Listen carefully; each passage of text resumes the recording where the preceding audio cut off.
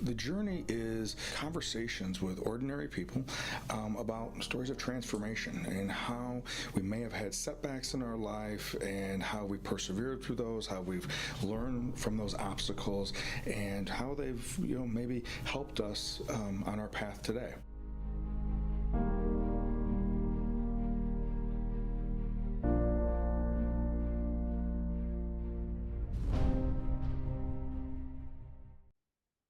Well, welcome to the journey. I am Kevin Polky, and I'm the host of the journey. And we have a special return guest, Brad Lindmark. I've known Brad now. I don't know. It's probably been close to 8 years or so since we've known each other, maybe even longer. And I've knew your brother Greg for a long time when I first started working as a school social worker way back in Harlem, when he was heavily involved with Rockford PD. And so Brad, welcome back to the journey. Thank you, Kevin. So Brad, before we get into, what you're doing now and, a lot of your spare time, you're, involved with the Lindmark Foundation. But before we jump into that, when you have an opportunity to have fun, what does Brad do to have fun? Well, lately we've been hopping on the motorcycle, a little lawn work, going to being outside, basically, going to sporting events, etc. Not a lot of spare time to do that though right now. Yeah, no, I know exactly, and right now with all the rain that we've been getting, it's been more work outside than play outside. It seems Yes. like. So Brad, why don't you kind of just remind the listeners and maybe ones that have not heard our first episode. I believe it was in early on. It was 2019, maybe. Yeah, I'm pretty sure it was 2019 when you were originally on the journey. Why don't you just kind of give us a little bit of background about yourself, where you're from, and what you're doing now, and then yeah, just a little bit of background. Okay. Well, I was born and raised in Rockford, up in Roscoe now, but the foundation started. My brother Greg was a police officer for 30 years. Retired as deputy chief in Rockford in February 9th, 2015. I got the call that changed my life and my family's life, that Greg had taken his own life. And we decided as a family and a group of some of his closest friends that let's try to do something here. If we can save one life or one family from not going through what we did, let's go ahead and do that. So that's how the Greg Lindmark Foundation came to be. So what we're offering is the confidential counseling, and that's been going really well. Fortunately, that costs money for the foundation, but we are, the 501(c)(3), and everything we raise, every donation we get goes 100% back to first responders. We also have first responder appreciation events 4 times a year, just thanking first responders for what they do for all of us. That's the main things that we're involved with. You'll see us throughout the community, different events, trying to raise funds and just get the awareness out there. And you guys have done just a phenomenal job of really helping, obviously these essential critical workers, and helping break the stigma around seeking out, help. And so, when you think back and just touching a little bit on your relationship with Greg, when you think back, some people, they work their whole life to, to retire, and then supposedly, right, that's supposed to be the golden time, the glory time, right? And when you think back about that myth that that somehow the sea's going to part and everything's going to be grand once you retire, when you think back on your relationship with Greg and Greg, one, what what indicators or signs do you recall that were going on, or and I know for me, a lot of times I can see a whole lot clearer in the rear view mirror when after something's happened than at the time when it was going on. But looking back on it, any thoughts or any especially regarding that myth that everything's supposed to be great once once we retire? No, I did tell Greg, and I tell everybody, especially first responders, they're going 100 miles an hour every day, scene to scene, helping this family, helping that family. You can't go from 100 miles an hour to zero. And Greg was working as lead investigator for the state's attorney's office. Part-time, I say that because it was 40 hours a week. For him, that's part-time, after the hours he put in at the police department. But it's not only a brother and my best friend. You tend to see, I don't know, I guess it'd be a little foggy glasses, so to speak. I knew he was down, a little bit. We talked. Of course, they put on that smile, Kevin, better than anyone.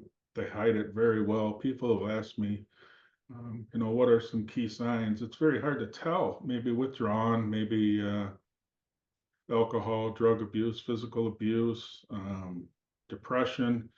But the big thing is they hide it so well that it is hard to see, especially when it's someone that's in your family and you don't want to, I guess you don't want to see it looking back. I don't really know how to put that in proper perspective, but when you're close to someone, everything is okay, I guess is the best way to put it. And I didn't see any major signs. Yeah. And Brad, I think that is so true. I mean, for a handful of different reasons, I think, you think of stereotypically, we think of, older generation, my generation and older of men that we didn't talk about certain things. And then certain professions on top of that, we definitely don't talk about things. Now, having been in the field for so long, I don't necessarily think women have a great handle on this either. They may be talking about stuff, but maybe not those deep wounds and or those troubling wounds that may be happening. And I think, that's the biggest thing that, we're trying to do with Shatter Our Silence. And I know you're trying to do with the Lindmark Foundation of inviting, specifically first responders, that it's okay to not be okay, and it's okay to ask for help. And I think you guys have done a phenomenal job being able to get that message across. Yeah, that's part of the biggest stigma, the tough guy, Superman type thing. I guess when I've been told by several that when, Greg took his own life, he was kind of looked upon as Superman or one of the leaders of the police department. So it really affected others when he did that. But you just have to break down that stigma. I'm even older than you. I'm very old school, but honestly, I've sought help after all of this. So it's practice what you preach, right? You want people to get help. You want people to talk to counselors. I believe the stigma's starting to go away, especially with some of the younger officers, our firefighters, etc. They're more apt to it, I guess. I think that's one thing with our confidentiality. No, totally anonymous, so they feel comfortable. Once one person started using the services, it's just ballooned. We are from 2 years ago about 3, 4 times the amount of counseling visits than we used to have, and it also goes for spouses, children. They're the ones that see it first, right? So they're also able to use our services, and like I said, it's 100% confidential and it is free. So we're paying all the cost. Yeah. So when you think of that, and just kind of give us kind of an idea, is that, when you originally started the Lindmark Foundation, you, in that first year, how many counselors do you recall having at that time? We had four. Okay. Um, the we maybe saw 3 visits the first year. Um, and that was tough, wondering when I got the call for the first visit that the hair went up on my arms and started to weep a little bit. It's bittersweet. Somebody's using the services, but it's sad that they have to. Right now, we're up to, I believe, 7 counselors that we're recommending to people, yourself being one. Uh, and it's, well, 2 years ago, we were at $24,000 for counseling. Last year, we ended up at 48,000, I believe. And we're on pace this year for close to $80,000 worth of counseling fees being paid out. It's great that people are using it. Like our original, thought, if we can save one life, we've done a good job. But a lot of fundraising, a lot of donations. We need to keep it going, but we're doing fine. Yeah, yeah. No, I think you guys are doing an amazing job with that. And being able to, just the idea of being able to see where things have gone, and I know for me, having had the honor to be one of the counselors and to work with some of these, for me, it's mostly been police and fire have been my primary individuals that I've worked with. And it's been a godsend for them, that not only do they feel, financially supported, so they don't have to necessarily go through the channels of insurance, but they're able to connect and feel that that stigma is automatically released as a first responder, knowing that there is a level of understanding, a level of empathy, of understanding what it's like to be a first responder, what some of the pressures that are going on the job, but also off the job. And so that, I think that's been some of the feedback that I've got.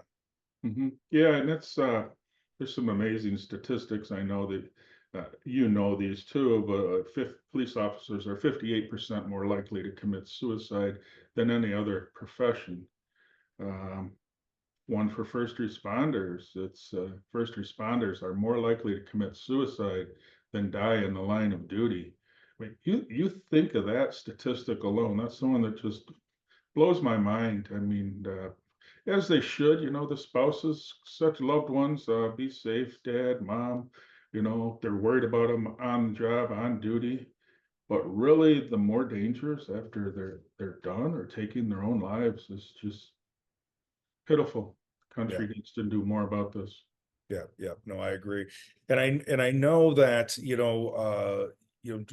I don't know if it's gone through yet. I know that there have been looking into legislation for this, at least in the state of Illinois, regarding mandatory for police departments, mandatory Mhm. mental health checks, not Yeah. not fitness for duty, but mental health checks. And I know one of the locals police departments we've been working with for a while now, and they've done a really nice job. And we just completed the second year. Actually, when I was at KP, we worked with one of the local police departments, and for 2 years they had paid for those wellness checks. Mhm. And they were just required to do it one time a year, check in with somebody, similar to what you were talking about. It was confidential. There was no information other than just attendance was happening. And I know there's some other departments that are looking at doing the same thing. But I think at the end of the day, almost always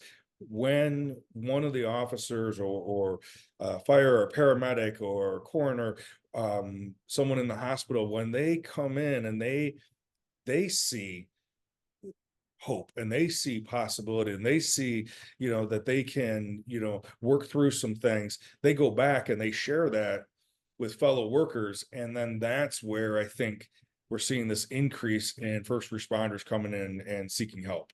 Yeah, that's exactly right. I mean, our John Cabello, state rep, he passed the Officer Greg Lindmark Memorial Law. Geez, it had to have been 6, 7 years ago. That requires police officers down at the academy to be trained in PTSD and cumulative stress, recognition of and seeking help. And then I think every 3 years they have to do a refresher course.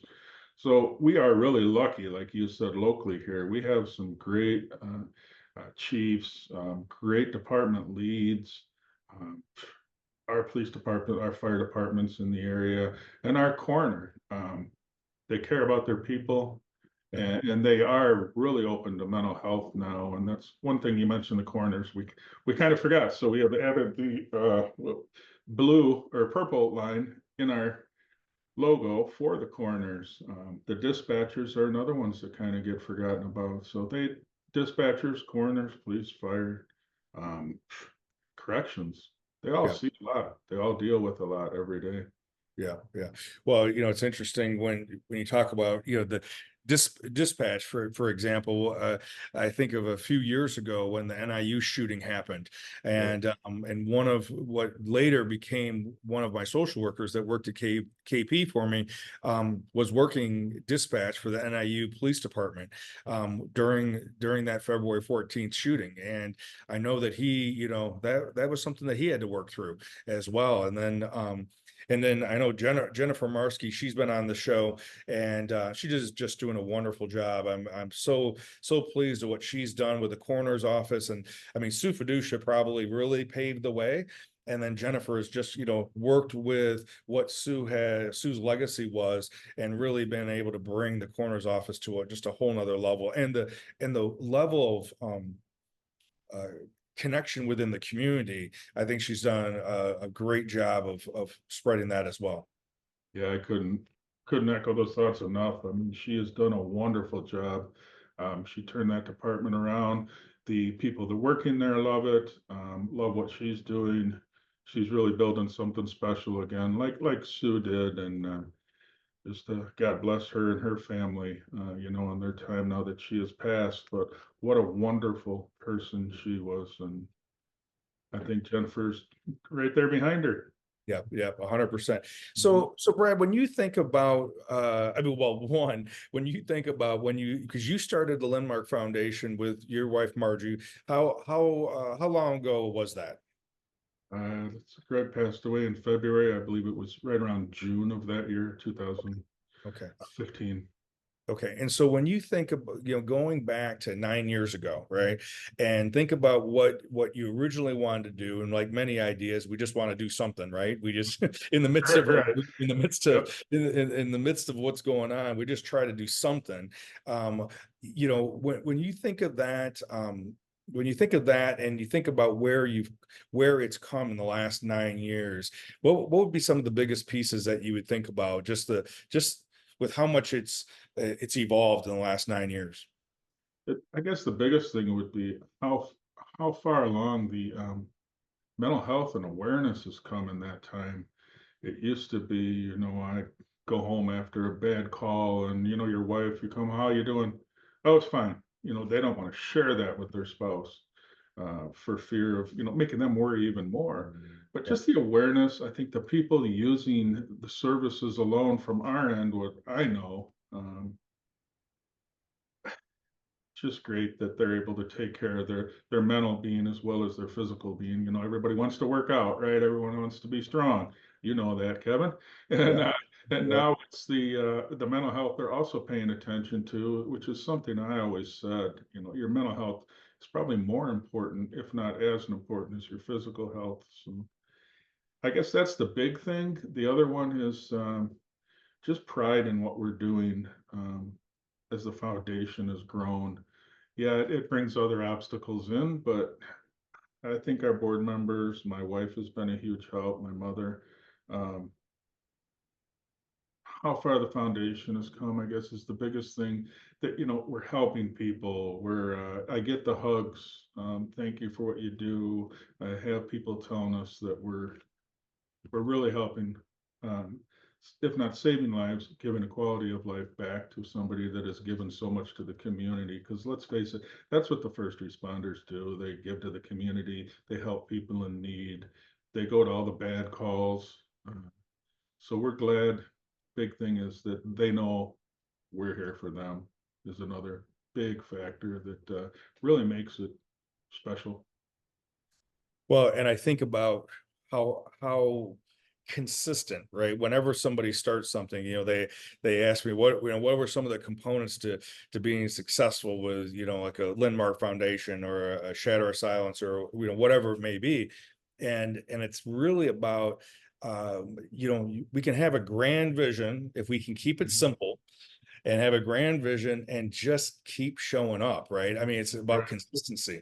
And I think that is definitely one of the main things that I think that I've seen with you and with Lindmark Foundation, is the consistency, just a consistent, rhythm. And now, I think when we think of the first responders in our, community, it's not, you don't have to explain it. They know what it is. Mhm. And that's a huge thing in itself, where I know, probably the first few years you were still having to explain what you were doing and what the point was. And now people already associate with it. And it's like, oh, are you going to be using Lindmark, or are you going to use your insurance? I don't even, that's all I have to say, Mhm. and so it's an interesting, it's interesting how it's evolved, and how much of an impact it's had, even for on the ones that have not necessarily even used the services. Yeah, I think you hit the nail right on the head there, Kevin. The consistency, we kind of stayed in our lane. We focused on our counseling. We focused on the first responder appreciation events, and I just got a call this morning actually from a department, and I have somebody that's struggling. Which counselor would you recommend? And I gave them the link to our counselors, and so they're all good. Use who you want. And he thanked us for what we're doing as a foundation. So I think that's the important thing: staying consistent, staying in your lane. Don't try to do too much or too little, which is tough. But you know that. Oh yeah, yeah. Uh, so that's kind of what we've done. Just stayed consistent, and it's nice that people do recognize us now as, yeah, we can get help from you. So that's great. So Brad, when you think of, the near future and the distant future of what you would like to be able to do with the foundation, and do within the community of first responders in the greater Rockford area, what do you what what would be something that we can either look toward, or what do you possibly want to be able to explore and do more of? Well, first of all, we want to keep doing what we're doing, only more of it. We want to grow through local counties, expand out a little bit, and our goal has always been to go nationwide and get this in every state. You look at the news every night and it's gotten better, but first responders, they don't get they don't get the gratitude that they need and deserve, the respect they deserve. They go into negative situations, and sometimes the media tries to paint them negatively, Yeah, and they're trying to help. They're out there every day. Protect and serve. yeah, That's what they're trying to do. Yeah, there's some bad apples. I'm sure there's bad apples in every profession, right? yeah, Let's not focus on those very few people. Let's focus on overall what they're doing for society. We can't go to a lawless society. We've tried that in some cities. You've seen what happens. And the fire department, the paramedics, dispatchers, they're all wonderful people. But long term, we'd like to go nationwide, and that's a daunting thought, but that's been our long term goal. sure, sure. Well, and I think, that I know that, I got involved. We were doing it, but we officially got trained. Me and six other individuals got trained in doing crisis intervention, stress Mhm. management, and we've been doing debriefs. I'd been doing them for an extended period of time as a crisis social worker and a clinical social worker, and so when we went through the formalized national training, that was a huge. It was affirming and validating in a lot of ways, and then it was another way for us to be able to, me and the individuals that are on our team, to be able to have another way of giving back, and being able to connect with them at that time in a debrief or a diffusing, and then later, some of those same individuals are also part of the Lindmark Foundation as far as the counselors. And so that has been an amazing way of being able to do some community outreach, and then the continuity of care, to be able to do that first initial processing with them, which we then have found out that if if first responders are part of a diffusing and a debriefing, their likelihood of PTSD is much lower. And it's part of it is because they are processing it before it really it goes from from it being a traumatic incident or a critical incident before it really sets in, and then has a greater impact on their being. And so if we can continue to be able to be part of that and help individuals out early on, I think it's in getting that message out that it's okay to come in and talk about it, even if you don't think you need to, because it may be something else. Because many times, the officers that I'm working with, it isn't necessarily what happens on the job. I mean, specifically one specific incident that happened on the job. It may be accumulation of other things that have gone on, and it just happens to be the job is part of it. But it's a combination of different things that I know a lot of the different individuals that I've worked with. Yeah, that's a great point. We have done a couple of those now, the crisis intervention. I believe people from your office and one of our counselors, a couple local traumatic events that have happened, and then that's so important, like you said, to get it out right away. And when something horrific happens, you have to be there right away. Um, the other point you made, yeah, it's most of the time it's not one incident, but it's cumulative. Here comes another, stone to put in my bag, and you keep loading them up till you can't take it anymore. So great points. You're exactly right, Kevin. Well, and I think of, a lot of the officers, they're working 12-hour shifts, or if they're fired, they're 24 on, 48 off. And, they may something may happen, and, it may be, they still have, the rest of their shift, and there's still more calls coming and still happening, or it's at the end of their shift, and they don't have any time to be with anybody that to debrief, right? To Right. process that through. And even though I do think it is, with the newer generation coming on, I do think are much more open to talking about mental health, and much more open to learning and developing skills to managing stress, and talking about things. But because Mark Hansel talks about it all the time, is that, when he remembers going through the academy, in the academy, one of the training officers was, or instructors, was that this is how you manage stress. And they ended class and walked down to the local tavern, Yeah, and this is how you manage stress when you're an officer. And maybe at one time that was what was being promoted and shared, but that is not what's being promoted now. And definitely not encouraged the same way as it was before. that's exactly right.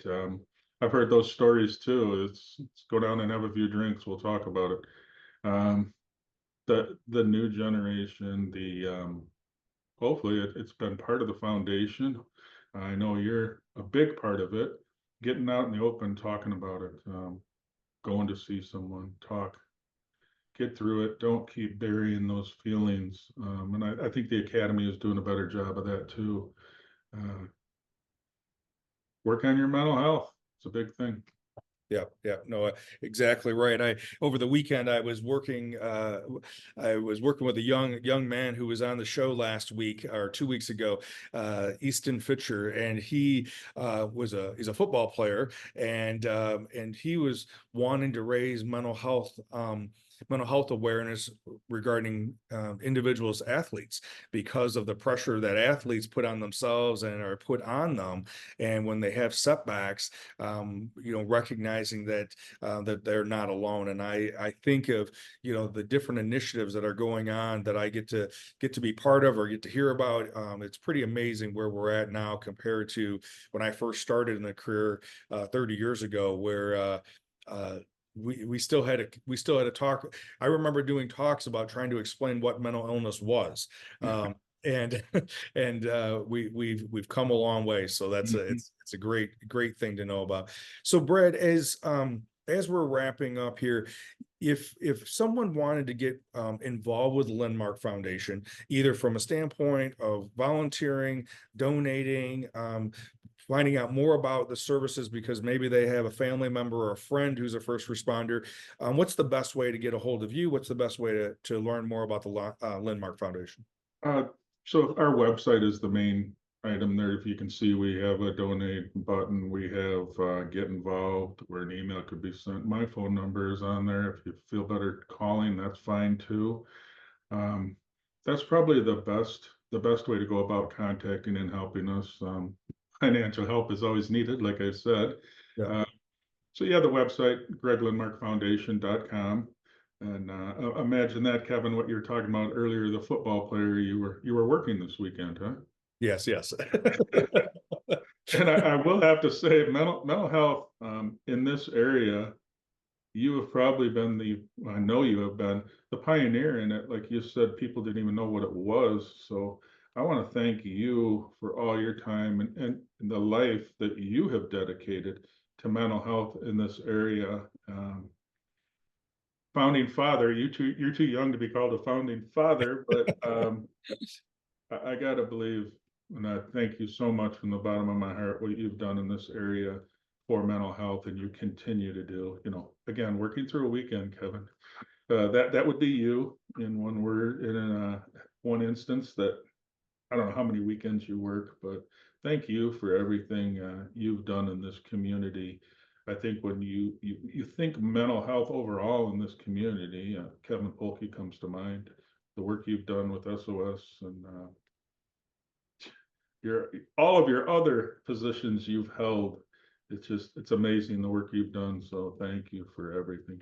Well, I appreciate that, Brad. It has been just like doing this show. I remember when we first started and we talked about, I don't know if it's going to work or not, but at least I'll get to meet some people, hear some stories, and get to talk to people. And it's definitely been that over the last five almost 6 years now. And so I've thoroughly enjoyed that and being able to be around people like yourself as well, you and Margie, what you're doing with the Lindmark Foundation and other individuals that are just trying to give back and make a difference. And if I can be part of that and be involved with that, it's definitely worth it. And yeah, it's those are some things I would I enjoy being part of those and getting to know people and learning. So I thank you for your kind words. So, That's exactly right, though. You get introduced to so many people that are doing so many wonderful things, and to be a part of helping the community or helping first responders in our case,